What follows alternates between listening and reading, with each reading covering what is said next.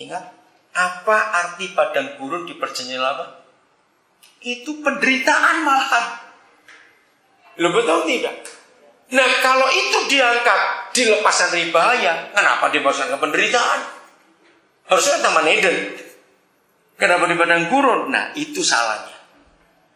Jadi memang kita harus menderita di dunia ini. Jelas, Pak? Oke, seorang lagi. Ada? Enggak ada? Oke, saya lanjutkan di bagian yang terakhir.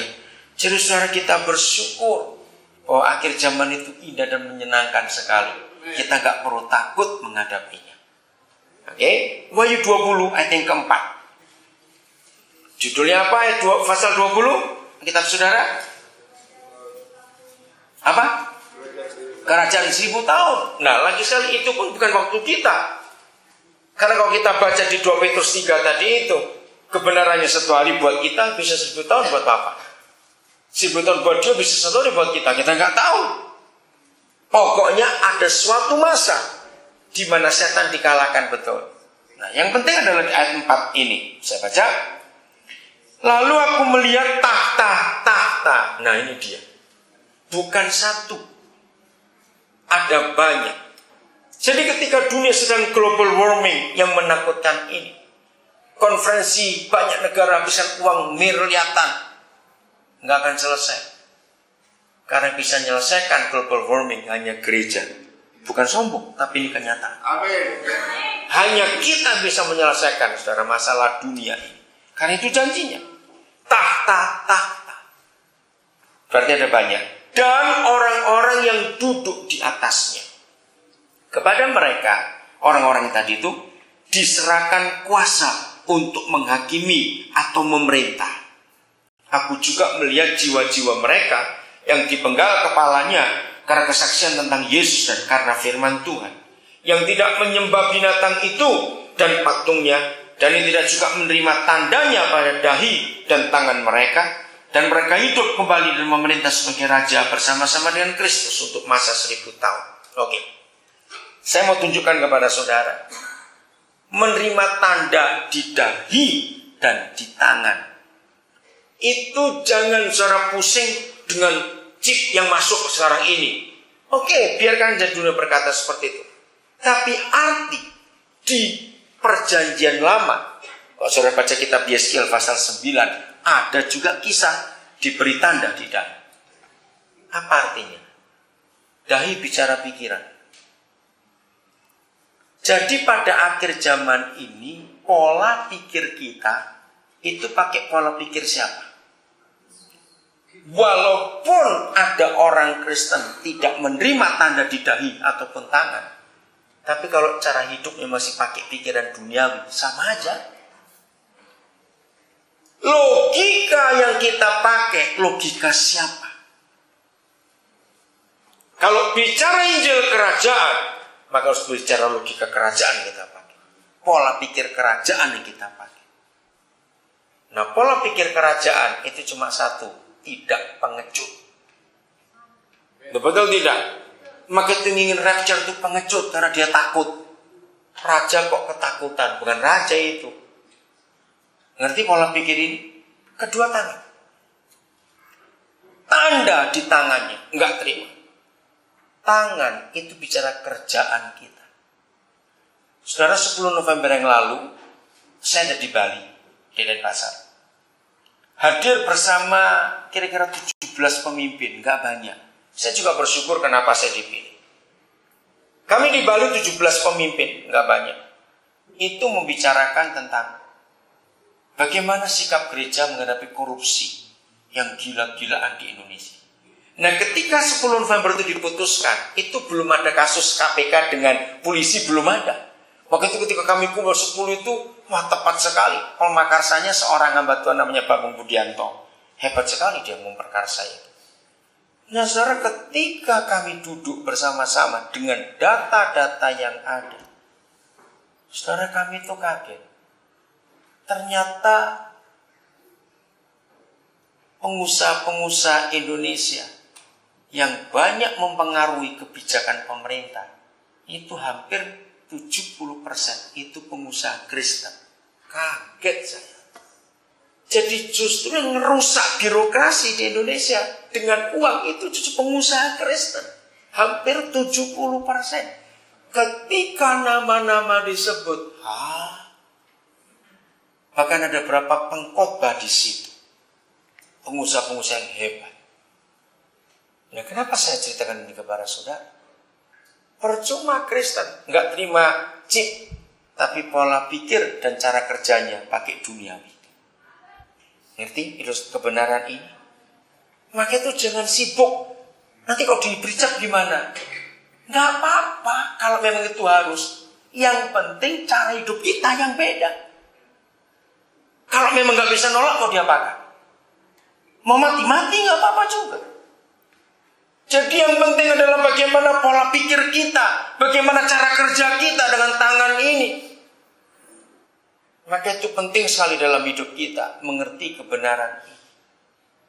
Karena kalau kau nggak pakai cap, tapi pola pikirnya duniawi, ya sama aja bohong.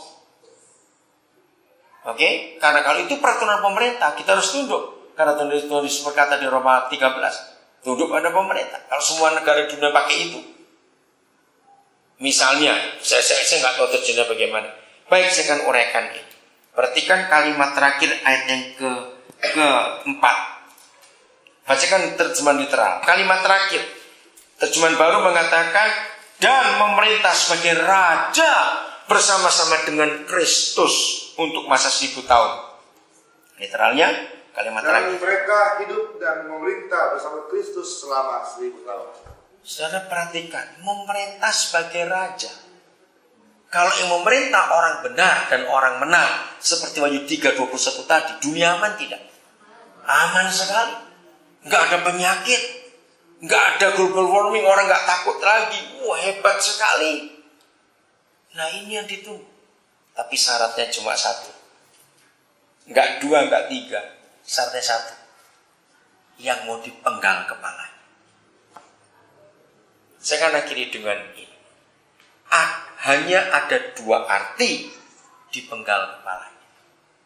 Satu bicara gereja secara organisasi. Saudara, setiap kali kita membaca kata kepala dalam Alkitab, langsung larinya kepada suami. Siapa dia? Yesus. Oke. Ini kesimpulan ringkasnya. Kalau saudara punya anak perempuan, jangan sibuk cari nama sebagus apapun juga. Nggak ada gunanya. Kenapa? Karena nggak dipakai sudah kawin. Betul nggak? Ngerti ilustrasi itu? Nah, ketika gereja tidak mau dipenggal kepalanya, dia bangga dengan nama organisasinya, maka gereja itu nggak bisa memerintah bersama Yesus. Karena gereja yang bangga dengan nama denominasinya, itu sama dengan perselingkuhan. Kalau seorang suami masih hidup, mau saya contoh Om Hadi aja. Tahu Bu Hadi ini mengenalkan diri, saya jadi sekarang Bu Andi Simon. Itu namanya apa? Perjinahan. Suami masih hidup kok, pakai nama suami orang lain. Ngerti ilustrasi itu? Siapa kepala kita sekarang? Banggalah disebut, aku ini mempelai Yesus. Saya akan gabungkan. Kalau saudara pernah baca Wahyu 3, ketika gereja Laodikia dimuntahkan. Masih ingat? Siapa yang dimuntahkan? Maaf.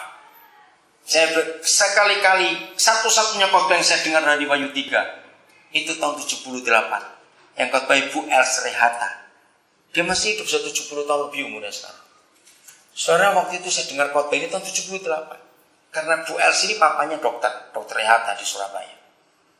Dia berkata gini, maaf ya, jangan rasa geli. Orang yang muntah, maaf, itu makanan masih kelihatan utuh atau sudah dihancurkan? Masih utuh. Kalau sudah dicerna, dia nggak bisa dimuntahkan lagi. Nah, Bu Els berkata tahun 78, gereja masih eksis sebagai gereja organisasi yang nggak mau dilebur di tubuh Yesus, dia akan dimuntahkan keluar. Kan nggak mungkin kalau malam ini kita makan bakso terus besok pentol keluar gitu di mana, kan menakutkan. Betul nggak? Nah, begitu kalau kita makan mie malam ini, masa keluar panjang-panjang nempel di tubuh, keluar mie-nya besok nempel, kan nggak mungkin juga. Nah, seperti itu kalau gereja nggak pakai kepala Yesus. Arti kedua, penggal kepalanya adalah hidup tidak menggunakan logika sendiri, tapi pakai kepala Yesus untuk hidupnya. Ngerti sekarang saudara? Gereja yang ketakutan menggunakan kepalanya sendiri. Karena itu logika manusia jadi takut. Maka itu hari ini kita pulang jadi pemenang, bukan penakut, bukan pengecut. Amin. Karena kita akan memerintah bersama-sama dengan Dia. Nah, itulah kebenaran kita harus tahu. Jadi gereja itu indah atau menakutkan? Indah sekali, menyenangkan, karena akan memerintah bersama dengan Yesus. Jadi raja, bupati aja enggak, gubernur juga tidak, raja saudara. Hebat sekali bukan?